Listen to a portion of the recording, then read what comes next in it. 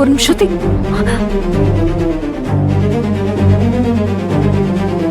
என்ன ஆச்சு ஸ்ருதி? அண்ணி, இன்னைக்கு சக்திக்கு நிச்சயதார்த்தம். நீங்க இங்க இருக்கீங்க. உங்களை நம்பிதானே அண்ணி இருக்கேன். பாருங்க, இன்னும் கொஞ்ச நேரத்துல நிச்சயதார்த்தம் நடக்க போகுது. என்னை விட்டு போக போறான் அண்ணி. ஸ்ருதி, அழாத.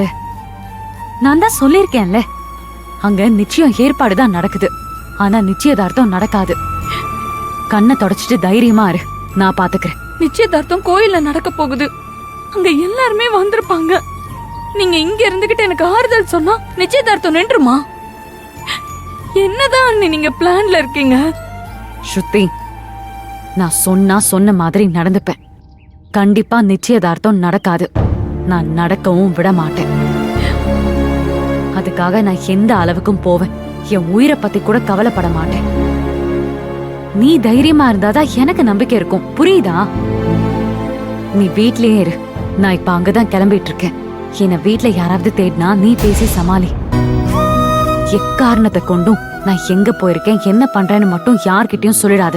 நான் மறுபடியும் சொல்றேன் அண்ணி, திரும்ப திரும்ப சொல்றேன்னு தப்பா நினைச்சுக்காதீங்க. சக்தி மட்டும் எனக்கு கிடைக்கலனா நான் செத்து போயிருவேன் அண்ணி.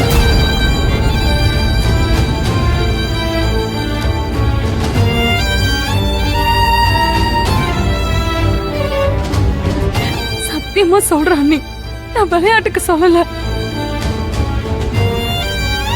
சக்தி மட்டும் வேற யாரையாவது கல்யாணம் பண்ணானோ நான் அந்த நிமிஷமே செத்து போயிருவேன். வாய மூடு ஸ்ருதி. இப்படி எல்லாம் பேசினா என் மேல உனக்கு நம்பிக்கை இல்லைன்னு அர்த்தம்.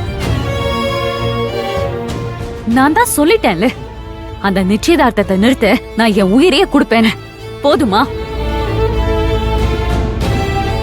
கண்ணத்தோட கண்ணத்தோட வா வா.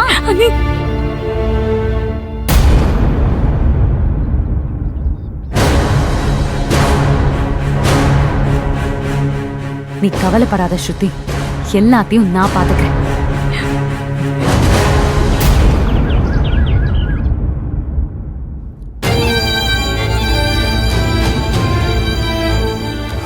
சக்தி மட்டும் வேற யாரையாவது கல்யாணம் பண்ணானோ நான் அந்த நிமிஷமே செத்து போயிருவேன்.